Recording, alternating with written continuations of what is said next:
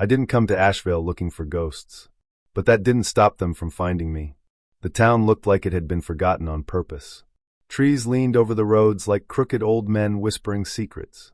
The sky was always gray, like it had given up trying to shine. And the houses, what few were still standing, looked tired, sagging into the ground like they just wanted to sleep. I came here to disappear. After the funeral, after the divorce, after the long nights staring at the ceiling with no one left to call, I packed my books, my notebooks, and what little was left of my name, and rented a creaking old house on the edge of Asheville. Cheap. Quiet. Perfect. The locals didn't say much when I moved in. A few stared. One old man on the porch of the diner spat and said, "Should have stayed where you came from." I didn't answer. I wasn't there for them. I was there for the book. I'd been writing it for months. A comprehensive look into the evolution of demonology across cultures. Nothing supernatural. Just language. Roots. Symbols. Ancient fears dressed up in different names. A way to make sense of the chaos in my head. At least, that's what I told myself. What I didn't expect was Blackwood Hall. It stood near the edge of the forest, choked in ivy and shadow. Once a library, it had been closed for decades after some fire in the 70s. But the key still worked. The real estate agent handed it to me with a shrug. "No one goes there," she said. "But you're the book guy, right? Maybe you'll find something worth dusting off." The first time I stepped inside, I thought the darkness would swallow me. The air was cold and thick, like breathing through cloth. Shelves groaned under the weight of forgotten tomes, and the floor creaked with every cautious step. It smelled like old paper and rot. I found the manuscript 3 days later. I wasn't looking for it. I had set up a small desk in the corner, trying to outline a chapter on medieval exorcism rites when a draft blew through the shelves and shifted something behind the far wall. A loose panel, barely noticeable. Behind it, a hollow space no bigger than a coffin. Inside, one book, bound in what looked like cracked leather, stitched with some thread I didn't recognize. No title on the cover, only a symbol burned into it, 3 interlocking circles like an eye staring back. I should have left it there. God knows I should have. But I didn't. I took it back to my desk. I opened it. The first page wasn't in Latin or Greek or any of the ancient languages I knew. It was written in something older, something raw, a script that curled and writhed, even on still paper. But as I stared, the letters began to shape themselves into English. Not translated, transformed. It read, "To speak is to summon, to write is to bind. Finish what I began." And beneath that, written in small, spidery ink, "Maledictum aeternum." I ran my hand over the page. It felt warm.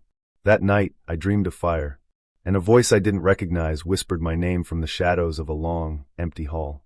When I woke up, the manuscript was open on my desk, and a sentence had been added to the bottom of the page. "Welcome, Martin." I hadn't written it. At least, I don't remember writing it. But the ink was still wet. The air inside Blackwood Hall was colder than outside. Dampness clung to my coat as I stepped through the cracked glass doors, the hinges groaning like something half asleep and angry to be disturbed. The scent was immediate, mold, ink, and something older, something sweet and rotting, like forgotten fruit beneath a floorboard. No one had used this library in years. It had been boarded up after a fire took half of the upper level. Most people in town avoided it. They said it was unsafe. I had to lie, tell the mayor I was doing research on historical architecture, and sign a waiver in case the ceiling collapsed on my head. But I didn't care about the building. I cared about what might be hidden inside it. My boots echoed against the warped wooden floor as I made my way past long-forgotten shelves. Books sat untouched, their pages yellowed and curling like dried leaves. Cobwebs hung between them like silk veils. Most were too water-damaged to read. The fire hadn't touched this floor, but time had done its own slow burning. Toward the back, I found the section labeled Occult Studies. It was half sunk into the basement level, a narrow stairwell leading downward beneath a rusted plaque that read Arcana. My pulse quickened. I descended slowly. The steps creaked like they might collapse beneath me, but they held. At the bottom was a heavy wooden door, warped and swollen into its frame. I pushed it open with my shoulder. It gave way with a groan, revealing a cramped, shadow-choked room filled with metal shelves and broken chairs. A single bulb dangled overhead, swinging gently though there was no breeze. It flickered once, then stayed on, casting a pale, sickly light. I started scanning the shelves, running my fingers across cracked spines and titles etched in Latin, German, and tongues I didn't recognize. I was looking for something. I didn't know what. Just something that felt real. Something that hadn't been watered down by translation or censored by cowardly hands. That's when I saw it. A shelf at the far end of the room was crooked, jetting away from the wall like it had been moved and forgotten. I stepped closer and noticed scratch marks on the floor, thin lines carved into the wood where the shelf had clearly been dragged aside and poorly pushed back. My breath caught. I set my hands against the cold metal frame and pulled. It was heavier than it looked, and dust poured out from behind it as it scraped across the floor. A sharp metallic scent, like old blood, hit my nose. Behind the shelf was a narrow recess in the wall, and tucked inside it was a book. Alone, resting on a slab of stone carved with symbols I didn't recognize. I should have felt fear. I should have left it alone. But instead, I felt something else, curiosity, like a hand curling around my spine and pushing me forward. The book wasn't covered in dust like everything else. Its cover was blackened leather, cracked and warm to the touch. No title, no author, just a faint sigil embossed on the front, an eye, stitched closed with thorns. When I picked it up, I swear the room grew quieter. A pressure filled the air, like being underwater. My ears popped. The bulb overhead flickered, then burst with a soft pop, throwing the room into darkness. I didn't move. I just stood there, holding the book, listening. Then something whispered. It was faint, almost like static, right behind my left ear. I turned sharply, heart thudding in my chest, but there was no one. Only the dark. I left the room with the book held tightly to my chest, like a relic stolen from a grave. I didn't breathe until I was out of the stairwell and back in the main library. The door behind me shut with a sharp, final click. Outside, the wind had picked up. Leaves chased each other across the ground. The trees looked sharper somehow, like their branches had inched closer while I was underground. I didn't open the book until I got home. Even then I hesitated. But curiosity is a stronger force than caution. Stronger than fear. Stronger than common sense. So I turned the first page. And everything changed. I don't remember falling asleep at my desk. But I must have, because when I opened my eyes, the room was dim, lit only by the soft flicker of the desk lamp I was sure I'd turned off. My neck ached from the angle, my cheek stuck to a page of rough parchment. At first, I thought I'd drooled on it, but when I pulled away, the ink was still wet. Except, I hadn't written anything. The symbols on the page were sharp and coiled like thorns, crawling along the paper in a language I didn't recognize. Not Latin, not Aramaic, not anything human. I ran my fingers over the markings. The paper pulsed beneath my skin. No, it breathed. I shoved my chair back so fast it scraped loudly against the wooden floor. The room fell still again, like it had been holding its breath. I stared at the book. The Maledictum Aeternum sat in the middle of the desk, unmoved.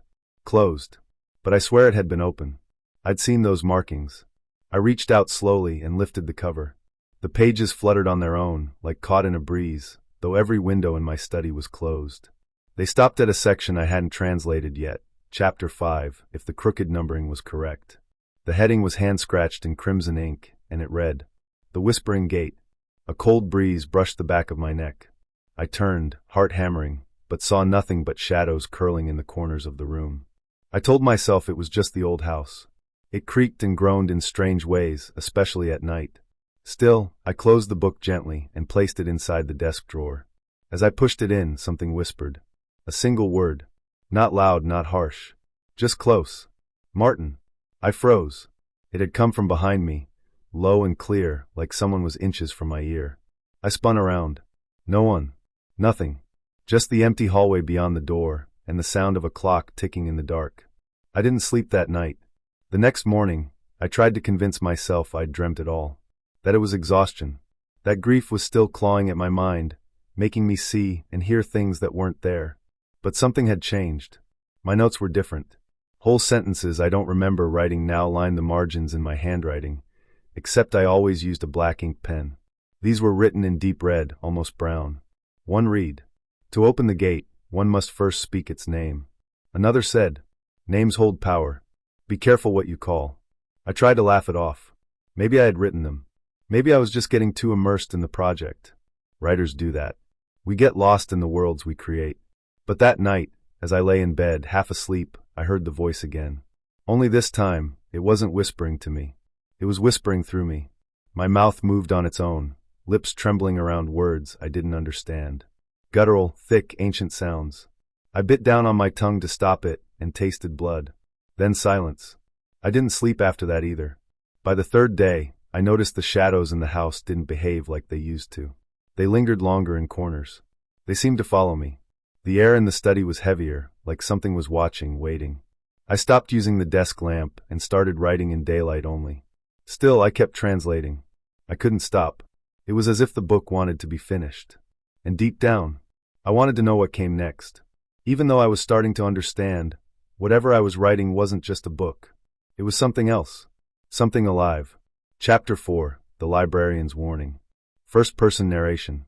The next morning, Ashvale felt colder than usual. Not cold like weather. Cold like something had passed through the air before I woke. My breath misted inside the house, though the radiator clanked and hissed. It was the kind of cold that settled under the skin. I wrapped my coat around me and headed to the town library again. Blackwood Hall had started to haunt me, even in daylight. The manuscript from the basement sat on my desk, untouched since last night, but my dreams had been filled with it. I kept seeing ink run across parchment by itself. The words formed in a language I didn't know, but somehow understood. As I entered the library, the bell above the door gave a weak chime. The front room was quiet. Dust floated in the beams of sunlight, and the air smelled like old paper and moldy leather. Behind the front desk sat someone I hadn't seen before. She looked ancient. Not simply old, ancient. Her skin had the creased texture of tree bark, and her hair was pure white, twisted in a bun so tight it looked painful. A heavy shawl draped over her shoulders, and her pale eyes didn't follow me as I walked in. She was blind, but I could feel her watching me anyway.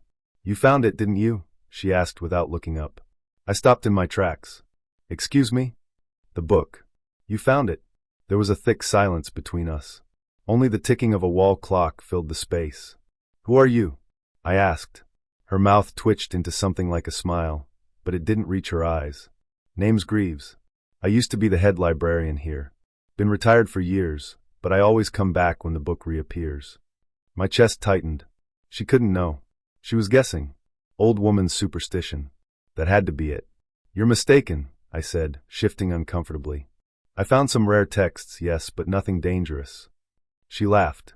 A dry, coughing laugh that sounded like the flapping of dusty curtains. "Son, that book isn't read. It reads you." I swallowed hard. My mouth was dry. "I don't know what you think I've got, but it's just a manuscript. Old, yes. But I've been studying it. Cataloging it." "Cataloging the gate doesn't close it," she whispered. Now I felt truly cold. She stood slowly, gripping the desk for support. I noticed her hands, long, bony fingers tipped with nails that looked more like claws than anything human. She turned her face toward me fully, and although her eyes were clouded and milky, I had the terrifying sense that she saw everything. "You need to stop, Martin Elwood." I hadn't told her my name. "How do you?" The book chooses. Every time, someone grieving. Someone who thinks they can bargain with the dark and walk away untouched. I stepped back. "Whatever story you've invented, I'm not part of it. I'm not summoning anything. I'm just researching." She tilted her head, her voice now low and urgent. "You are not writing about the book. You are finishing it." My heart hammered. The last man to try was named Calloway. In 1924. He translated too much. Lost his mind. They found him walking naked through the forest, mumbling words no one could understand. His tongue was black. His eyes gone. Miss Greaves took a shaky breath. He said the book had teeth. The silence returned. I couldn't move. My hands were sweating despite the chill. "Burn it," she said suddenly. "Or bury it in iron and salt. Do not read it aloud. Do not write in its margins. And if you hear your name spoken when you're alone, leave Ashvale." I didn't reply. I didn't argue. I just turned and walked out, the bell above the door giving a single, hollow chime as it closed behind me. Back outside, the sunlight looked wrong. And I realized something else. I hadn't told her my name, but I had signed the dedication page of my manuscript. And last night, when I woke up, the dedication had been changed. It now read, "To Martin Elwood, the final voice. Open the door wide." And it was written in handwriting that wasn't mine. I didn't notice the door at first. It was a rainy Thursday, gray and dull, the kind of day where the sky presses down on you, and everything feels a little heavier. I was in my study, surrounded by open books, the smell of old paper thick in the air. My desk lamp flickered as the wind howled outside. I remember scribbling translations from the male dictum aeternum, my fingers stiff from hours of writing. Then I got up to make tea, and that's when I saw it. There, at the far end of the hallway just outside the study, where there used to be a blank stretch of faded wallpaper, stood a narrow wooden door. It was black, not painted, not stained. Just black, like the color had been drained from it completely. The frame was crooked, slightly sunken into the wall like it didn't belong. No handle, no hinges, no seams. Just a slab of dark wood pressed into the house like a scar. I stared for a full minute. Had it always been there? No. Impossible. I'd walked this hallway 100 times. I even vacuumed it last week. There was no door. I stepped closer. The air changed. Colder. Like the hallway had been sealed off from the rest of the house. My breath came out in faint puffs. I reached out and touched the wood. It was ice cold and vibrating. Not shaking exactly, but humming. A low, pulsing rhythm, almost like breathing. I pulled my hand away. Something whispered. Not out loud, but inside my head. A breath just under the surface of thought. It was faint, slippery, and I couldn't catch the words. But it was there like someone standing just behind me, mouth near my ear. I turned around. No one. But then I saw something else. My reflection. At first, I thought it was a mirror hung on the wall beside the door, though I didn't remember placing one there. But it wasn't a mirror. It was the window pane at the end of the hall, and in it, I saw myself standing before the door, except I wasn't moving. My reflection was smiling. Not a normal smile. A slow, wide curl of the lips. Cold. Wrong. I took a step back. The smile faded. I blinked, and the reflection was normal again, matching my movements, my fear, my confusion. I shook my head, laughed nervously, and whispered to no one, "I need sleep." But the door was still there, and I had the sudden, terrible feeling that it was waiting for me. I didn't sleep that night. I tried. I lay in bed listening to the wind outside and the occasional creak of old wood. But every so often, I thought I heard a faint knock, not from the front door, not from the basement, but from inside the hallway, from the black door. The next morning, I grabbed a flashlight and went to check it again. But when I turned the corner, nothing. No door. Just wallpaper. Smooth and whole, no seams, no dents, no trace. I pressed my hand to the spot where it had been. The wall was warm, like something had been there, or still was. I didn't tell anyone.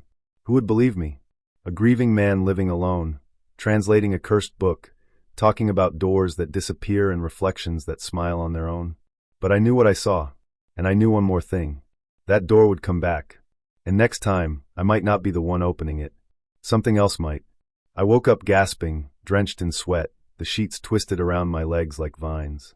My head throbbed with a dull pressure, as if something was pressing down from the inside. It was still dark out. The kind of dark that feels like it's pressing against the windows, not just outside, but trying to get in. I lit the old desk lamp, its warm yellow glow flickering once before steadying. My manuscript was there, sitting perfectly in the middle of my desk. I hadn't touched it since yesterday. Or had I? I leaned closer. One of the pages was curled slightly upward, like a finger beckoning me to turn it. And then I saw it. My heart stuttered. A drop of something dark sat on the page. Not ink. Thicker. Redder. Blood. I blinked. It didn't make sense. I hadn't cut myself. I hadn't touched anything. But the spot grew as I watched, another drop forming right above the parchment, suspended in the air for a heartbeat before falling with a soft tap. I pushed back from the desk, my chair scraping loud against the wood floor. For a moment, I just stood there, chest heaving, watching as the drops kept falling, slowly staining the paper. I stepped forward, grabbed the edge of the manuscript, and flipped through it. The pages were no longer dry. They pulsed. I dropped the book. It hit the ground with a dull thump, and the moment it did, I heard something. A whisper. Faint. Like paper being torn very far away. I backed up again, breath caught in my throat, and the whisper grew louder. He who speaks the names gives shape to the unspoken. It came not from the room, but from inside me. Like the words were being spoken in my bones. No, I muttered, shaking my head. This isn't real. It's a dream. It has to be a dream.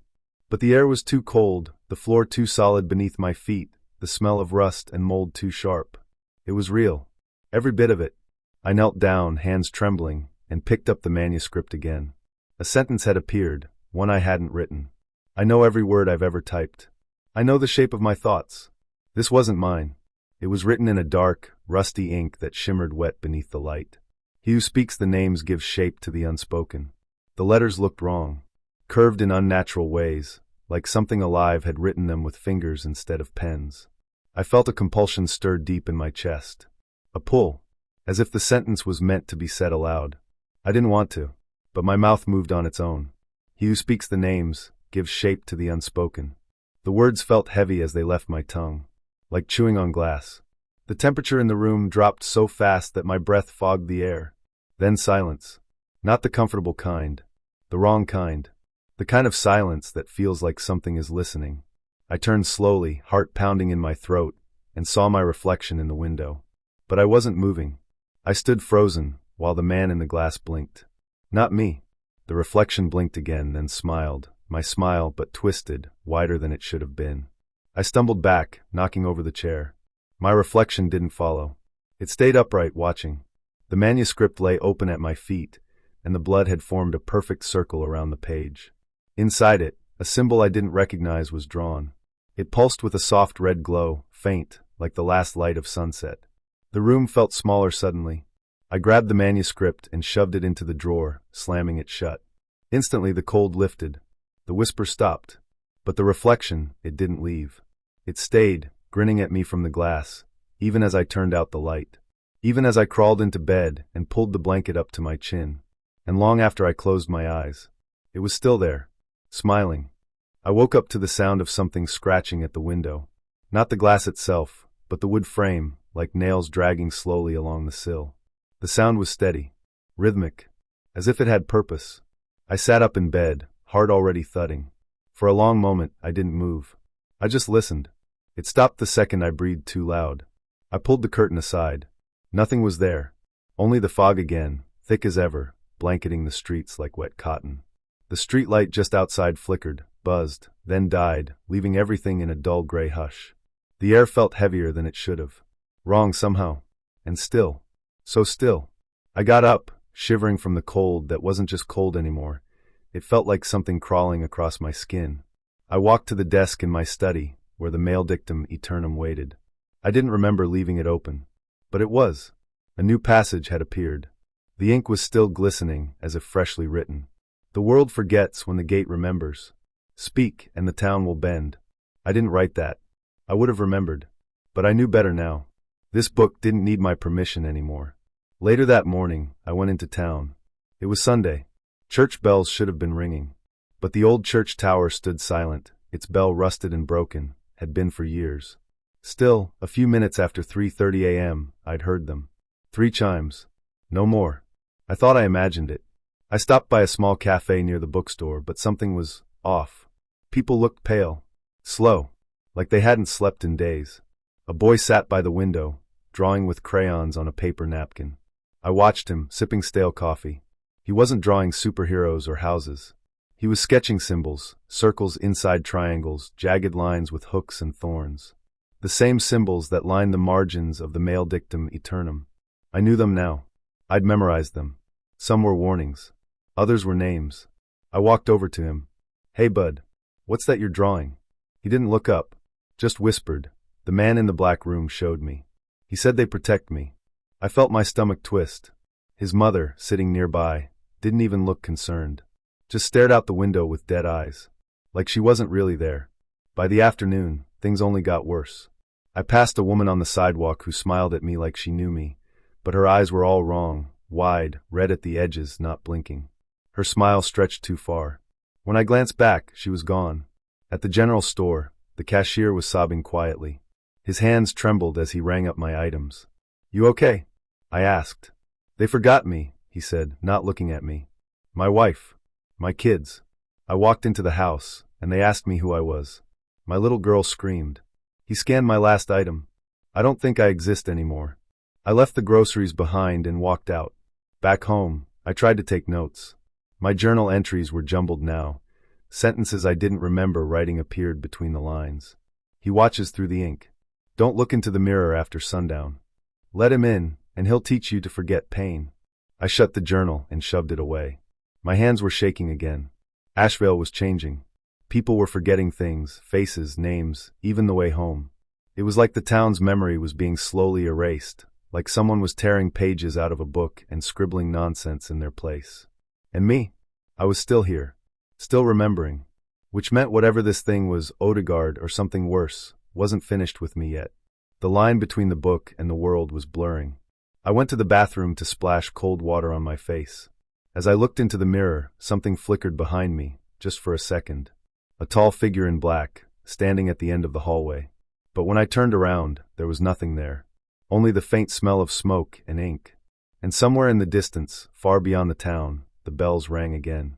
3 chimes. Then silence. I woke up on the floor. The room was cold. My hands were stained with ink, black, thick, and still wet. I didn't remember writing anything, but pages were scattered around me like dead leaves. My manuscript lay open on the desk, its pages curling at the edges as if they had just come off a fire. I stood up slowly, my joints aching like I had been there for hours. Or days. The first thing I noticed was the silence. Not just quiet, but the kind of silence that presses against your ears like the world is holding its breath. Outside, the fog clung to the windows so tightly I couldn't see the road. No birds. No cars. Not even the distant hum of wind through the trees. Just silence, and that thick smell of old paper and something else, something sour like copper and mildew. I looked down at the scattered pages. My handwriting was there, but it was wrong. Jagged. Rushed. Written with a fury I didn't recognize. I bent down and picked one up. It read, "He walks behind the veil. Do not speak his name aloud." My chest tightened. Another page read, "The body is a doorway. The mind is the key. And the worst one. Let him in." I backed away, dropping the papers. I had no memory of writing those lines. I turned toward the mirror above my desk. My reflection was there, but not quite. It was me, yes, same messy hair, same hollow eyes, but it didn't move when I did. It just stared, wide-eyed and waiting. I took a step forward. So did the reflection. But I hadn't moved. My breath caught in my throat. I leaned in closer, eyes locked with the thing that looked like me. Its lips curled into the faintest smile. And then it spoke. "You're almost ready." I fell backward, crashing into the chair. My head slammed against the edge, sharp pain lighting up the side of my skull. When I looked back, the mirror showed only my normal reflection again, mirroring my pain, my fear, my shaking hands. I couldn't tell if I had imagined it, but I knew what I had seen. It was him, Odegaard. Not just whispering anymore. Not hiding. He was starting to bleed through. That night, I tried not to sleep. I lit every candle I could find and placed them around the manuscript. I read psalms. I repeated the names of angels under my breath. Anything to anchor myself. But at some point, I must have drifted off. I woke up hours later, hunched over my desk, and something had changed. The room was darker than it should have been. The candles had melted down to nothing. The manuscript was open to a page I hadn't reached yet, but my handwriting was there, my name written over and over, forming a spiral around a single Latin phrase. Corpus est anua. The body is a doorway. I ran to the bathroom and threw cold water on my face. As I looked into the mirror, I saw something behind my eyes, something watching me from the inside. The next day, I walked into the town cafe, needing to see someone, anyone. The barista, a teenage girl I'd seen many times, froze when she looked up at me. Her eyes went wide. You're back?" she asked. I blinked. "What do you mean?" She stared, confused. "You were just here. Like 10 minutes ago. Same coat. Same voice. You asked for coffee. You were weird. You didn't blink." My stomach turned cold. "I wasn't here," I said. She stepped back slowly, glancing around like she was trying to decide whether to run or scream. I left without ordering anything. Whatever Odegaard was, he wasn't just whispering anymore. He was wearing me, borrowing me, testing the lock on the door. And I didn't know how much longer I could keep him out. Not when I was the one who built the door. I didn't sleep the night before. Not even a blink. The house was too quiet, but the silence felt alive, like it was holding its breath. I sat in my study, staring at the manuscript, Male Dictum Aeternum.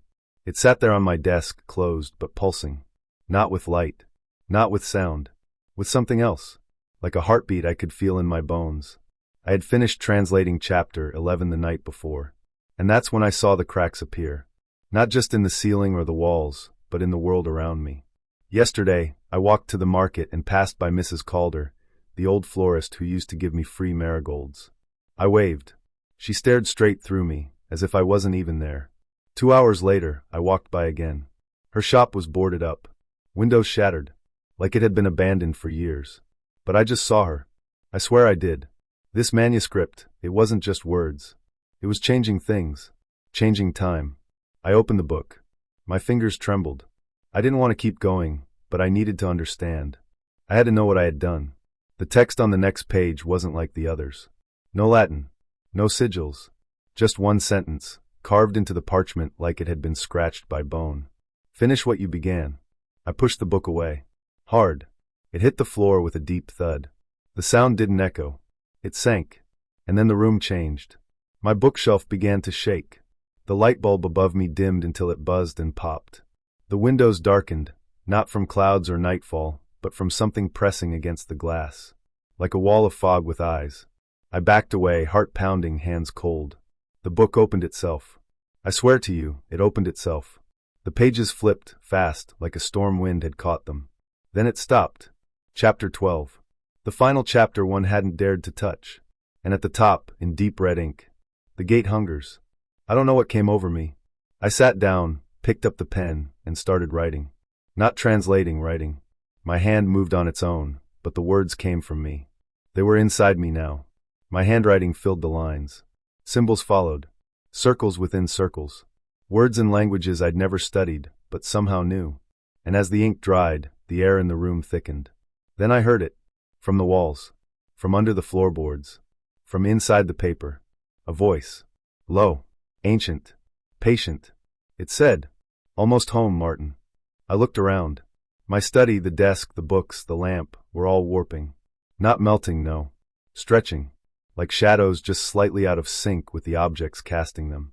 And then I saw the mirror across the room. The one I never used. I don't remember placing it there. In the mirror I saw myself, but not me. The figure was taller. Thinner. Pale as ash. Its eyes were black, not hollow, full. Full of something I couldn't understand. It smiled. And I smiled back. Except my face wasn't smiling. I staggered back, knocking over the chair. My chest was tight, vision blurry. My ears filled with whispers. Hundreds of them. All saying my name. Martin. Martin. Martin. And then the manuscript burst into flame. But it didn't burn. It glowed. A sickly green light that cast no shadow. I grabbed it, barehanded. It didn't hurt. The cover was hot, but not to the touch, hot to the soul. And in that moment, I understood. This wasn't a book. It was a ritual. Every page, every sentence, every translation I thought I was doing wasn't translation at all. It was invitation. Each chapter unlocked a part of the veil. A seal removed. A chain broken. The manuscript wasn't history. It was instruction. And I had nearly completed it. If I wrote the final words, the last invocation, the portal would open fully. Odegaard would be free. The boundary would fall. I dropped the book. My hands shook violently. My skin had gone gray. I backed away into the corner of the room, eyes on the thing in the mirror that wore my face. It didn't move, but I could feel it waiting. Outside, I heard something move through the trees. Something with many legs. Something dragging chains. And then the mirror whispered. 1 page left. I didn't sleep. Not that night. Maybe not ever again. I stood outside Blackwood Hall just past midnight, holding a rusted lantern in one hand and Miss Greaves' torn notebook in the other. The wind felt wrong. It didn't push or howl. It pressed, heavy and still, like it was waiting. The mansion loomed ahead, silent as ever, its broken windows like hollow eyes. Moss grew thick over the stone, and the iron gates were already open, creaking slightly even though there was no breeze. It felt like the house knew I was coming. I stepped through the gate and onto the cracked steps, each one groaning beneath my boots. My fingers trembled as I reached for the doorknob. I half hoped it would be locked. It wasn't. The door opened on its own, slow and smooth. Inside, Blackwood Hall was colder than the air outside. The smell of old paper, mold, and something else, coppery and sharp, hit me like a wall. The grand hall was darker than it should have been, the moonlight refusing to shine through the dusty windows. The book pulsed inside my satchel like a living thing. I tried not to look at it. I followed the directions from Miss Greaves' notes, moving past collapsed bookshelves and overturned chairs, past a cracked bust of some forgotten scholar with hollow eyes. She wrote of a passage behind the theology section, hidden behind a sliding shelf that only moved when certain words were whispered. Words I had written. I spoke them under my breath. The shelf shifted. Behind it was a narrow staircase spiraling downward into a cold, suffocating black. I lit the lantern and took the first step. The stairs groaned with every footfall. The deeper I went, the thicker the air became. The walls narrowed. The smell of smoke and ash grew stronger. About halfway down, I heard a sound that stopped me, faint breathing. But not mine. Something was breathing just ahead. Slow, deep, patient. I kept going. At the bottom was a chamber carved from stone, old and crude, like something made by hands desperate and trembling. There were symbols carved into the walls. Some I recognized from the male dictum aeternum, others I didn't. They glowed faintly, pulsing like veins. In the center of the room was a stone altar, and behind it a mirror. It was tall, nearly reaching the ceiling, its frame twisted like blackened roots. The surface rippled slightly, though the air was still. Then the mirror spoke. "You finally came," said the voice I had heard so many times now. "Odegaard." I took a step closer. My reflection was there, but it was wrong. It smiled. I didn't. Odegaard's voice came from my mouth. "This place was made to hold me, Martin. But time weakens all prisons, especially when someone like you comes along, curious, grieving, open." "I didn't mean to open anything," I whispered. "No one ever does. But you wrote it. You finished the ritual. You poured your pain into the ink, and it became a key." I wanted to run, but my legs refused. The lantern flickered. Shadows stretched and moved across the walls, dancing like they had a mind of their own. "Why me?" I asked. "Because you wanted truth more than you wanted peace. You wanted your son back. That's all I needed." The room shifted slightly, as if the stone itself had exhaled. The altar cracked down the center. The symbols on the walls burned brighter, then began to fade. "You can't hold me here much longer," Odegaard whispered. "Not unless you make a choice." My hand trembled as I reached into my coat and pulled out the iron dagger Miss Greaves gave me. It was black with age, its hilt wrapped in something that looked like old leather, but might have been something else. "I didn't come to talk," I said. "I came to end this." The mirror cracked. My reflection tilted its head. "You'll never see him again," it said. I stabbed the dagger into the book. A scream erupted, not from the mirror, not from the walls, but from inside my head, as if something ancient and angry had just been torn in half. The lantern exploded. Darkness swallowed everything. And yet, I felt something close. Something slam shut. I collapsed to the floor, ears ringing, chest heaving. When I opened my eyes, the mirror was gone. Just stone wall. The book was gone too. Only the dagger remained, embedded in the altar, still warm. I stumbled back up the stairs, my legs barely working, blood dripping from my nose. Outside, the night was still. No wind. No whispers. But I knew this wasn't over. Portals don't open on their own. And they don't close without cost. I stood at the foot of Blackwood Hall, breathing in the wet, heavy air. The trees around the building twisted unnaturally, their branches reaching not upward, but inward toward the building like claws. It was quiet. Too quiet. Even the insects had vanished. I held the manuscript under my arm, bound in black leather now darker than coal. Its pulse had grown stronger. I could feel it through the cover. It beat like a second heart, one not mine. The old iron key Miss Greaves gave me sat cold in my palm. She had said only one thing before vanishing into the fog. "The door beneath the hall knows your name now. Say it once, and it will open." I stepped inside. The smell hit me first, mildew, burnt wood, and something else, something sweet and wrong. Like rotting fruit dipped in perfume. Dust swirled in the air, but there was no breeze. The library's main floor had collapsed years ago, but tonight, the floor looked whole. Wrongly whole. Like a painting pretending to be real. My name slipped from my lips before I could stop it. "Martin." A sound answered me. Wood creaking. Not from weight, but from breath. Then the floor opened. Not cracked. Not split. It peeled back like flesh. The boards folded outward, revealing a staircase that descended into nothing but shadow. I couldn't see the bottom. I wasn't sure there was a bottom. Still, I stepped down. Each step pulsed under my feet. Each breath became harder. The manuscript grew heavier. The air shimmered with heat and cold at the same time. I heard my son's laughter echo down the corridor below, a memory long buried. I wanted to run, but I had to finish what I started. The stairs ended in a stone chamber lit by floating candles. The walls were covered in symbols, some I recognized from my translations, others I hadn't seen before. The air shimmered like water. A circle of rusted chains sat at the center of the room, forming a gate. and behind the gate stood him, Odegaard. He looked exactly like he had in my dreams, tall, pale, dressed in robes that moved even though the air was still. His face was smooth, as if it had been painted on a mask. No eyes, just two hollows where light refused to go. "You've come far," he said, his voice like wind through dry leaves. "And the book is nearly done." I held it out. "You lied. You said I could see my son." He smiled, and the hollows deepened. "No, Martin. I said you could have him. A version. A memory. A flicker in the dark. You knew the cost. You always did. But you brought the key, didn't you?" I pulled the iron dagger from my coat. Miss Greaves had told me the truth. Only something human, something willingly given, could close the gate. Odegaard stepped forward, close enough that I could smell him, like dust and blood and time. "You want to undo the ritual? Seal me away again?" Martin, that book is yours now. Your words. Your hand. You think it will end with me?" He touched my temple with one cold, long finger. Images rushed into my mind, cities burning, books whispering, children born with black eyes. I saw my son, but he wasn't smiling. His mouth opened wide. Too wide. "No," I said. "No more." I dropped the manuscript into the center of the chain circle. It hissed as it landed, like it was burning from the inside. I took the dagger, and I stabbed it into my palm. The pain was white-hot. Blood spilled down my wrist, onto the book. The pages drank it.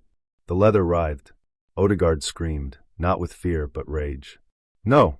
You were perfect. You were my vessel." The chains snapped inward. One by one, they pulled around him like snakes. He twisted, shrieked, stretched as if his skin were paper caught in fire. His voice turned to 1,000 voices. His name tore itself from the walls. And then, silence. The light died. The chamber vanished. I woke up on the steps of Blackwood Hall, the morning sun weak above me. The book was gone. My hand was wrapped in a bloodied cloth, and I knew he was sealed. For now. But deep in the back of my mind, I still heard pages turning. And somewhere, someone would find that final chapter. The one I never wrote. I don't remember walking into Blackwood Hall. One second I was staring at the manuscript on my desk, and the next, my feet were sinking into its rotted carpet, the air heavy like it was soaked in oil. The hallway stretched longer than it had any right to. The walls pulsed, almost like they were breathing.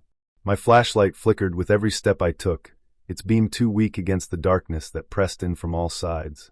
There was no turning back now. Not after what I'd unleashed. Each door I passed was marked with symbols, burned into the wood, written in a language I once thought was dead. My language. The one I'd spent months translating. Now those symbols stared at me like eyes, and they seemed aware. Down at the end of the hallway, a door waited. That door wasn't there before. It wasn't part of the original library plans. I knew, because I'd memorized them when I first found the manuscript. This one was tall, arched, and made of something that looked like bone and burnt wood twisted together. I could hear whispers behind it. They weren't loud, just constant, like 1,000 voices humming in a language no living thing should understand. My hand shook as I reached for the handle. It wasn't cold. It was warm. Wet. I pushed it open. The room beyond wasn't a room. It was a pit. A great stone chamber, circular, with walls covered in carved faces, screaming, silent, and moving. They twisted and writhed beneath the surface, trying to pull themselves out of the rock. In the center of it all, on a raised platform, stood a mirror taller than any man. Its frame was black iron, with symbols etched deep into its curves. And he was there, Odegaard. He stood in front of the mirror, wearing a black robe stitched with gold thread. His face looked more human now, but only from far away. Up close it was wrong. Too smooth. Too perfect. His eyes were dark wells, and when he smiled, his teeth were too many. "You made it," he said softly. His voice didn't echo like mine had. It slid across the chamber like silk soaked in poison. "I'm ending this," I told him. My voice was dry. My throat hurt, like I'd been screaming for hours. He raised a hand, and the manuscript appeared in it, my book. The one I thought I'd written. But now it was thick, bound in black leather, breathing. The pages inside shifted, curling like they were alive. "You already ended it," he said. "You just haven't realized which end you chose." I reached into my coat and pulled out the dagger. It was old, iron dull, and streaked with my blood. Miss Greaves had told me it had to be mine. That only my blood could seal the breach I'd created. He laughed when he saw it. Not loud. Just a small, bitter sound. "You're still clinging to ritual. Still clinging to rules." He stepped closer. But I am the ink between the words, Martin. You gave me shape. You read me into existence. I didn't let him get closer. I ran forward, heart thundering, and slammed the dagger into the heart of the manuscript. It screamed. Not Odegaard. The book. The sound came from every wall, every mouth carved into the stone. The mirror cracked, once, twice, then shattered inwards like something had sucked it into itself. Wind howled through the chamber, though there was no opening. Pages flew like birds made of paper, spinning in circles around me before burning midair. Odegaard staggered backward, his robe smoking, his skin splitting like overcooked meat. His eyes locked with mine, not angry, not fearful. Just disappointed. And then he was gone. The stone floor crumbled beneath me, but I didn't fall. I blinked, and I was standing outside. Blackwood Hall behind me. Silent. Still. The front door slowly creaked shut on its own. Ashvale was quiet. The mist had lifted. The sky was no longer gray. I stood there for a long time, holding what was left of the dagger in my hand. My knuckles were white. My breath came in broken pieces. It was over. At least, I thought it was. Until I saw the manuscript again, sitting on my desk that night. Closed. Clean. And blank. Every page. Except the last one. One line handwritten. Chapter 13, the new author. And beneath it, a name I didn't recognize. But I knew what it meant. The portal was closed. But not sealed. Not forever. They told me the manuscript was gone. That what happened in Blackwood Hall was a hallucination, a break from reality brought on by grief and isolation. They said the fire had taken everything. The books, the sigils, the walls, the altar. But they didn't see the ink move. They didn't hear the breathing. I did. After it ended, or at least after I thought it ended, I left Ashvale behind. I moved to a quiet town farther east, one with warm sunlight and no history. I rented a small attic apartment above a florist's shop. The air smelled of roses instead of rot. For a while, I believed I had escaped. I started writing again. Not about demons or ancient texts, just simple fiction. Short stories, nothing serious. I avoided mirrors. I avoided old books. I avoided the sound of whispering paper. Then one morning a package arrived. There was no return address. The cardboard was old, the corners soft from water damage. I hadn't ordered anything, but curiosity, still a sickness in me, got the better of my fear. I opened it with shaking hands. Inside was a single copy of my book. The title on the front was clean and bold. The Lesser Key, a study in demonology. My name was there, spelled right. Even the dedication was the same, to James, who waited for answers. But the cover wasn't the one I submitted. It was darker, almost black, with veins like cracks across the spine. The pages felt warm, breathing. I flipped through, every chapter familiar until the very end. There was a new chapter. Chapter 13, The Gate Remembers. I didn't write it. I never typed those words. My heart began to hammer, but I kept reading like I had no choice. It told the story of a man who thought he escaped, who ran, wrote, tried to forget. But the gate only closes when it finds someone else to open it. And then I saw it. The final page. It was a name. Not mine. Someone else's. Typed in blood-red ink. Jacob Albright. P.O. Box 741, Lancaster. A new name. A new address. A new reader. The book was already on its way. Already chosen. That's the thing no one understands. The portal isn't a place. It's not a doorway made of wood and stone. It's a book. And books are meant to be read, even by the wrong hands. I still hear them sometimes. When the night is quiet and the wind dies down, I can hear the flipping of pages behind my bedroom wall. And someone breathing.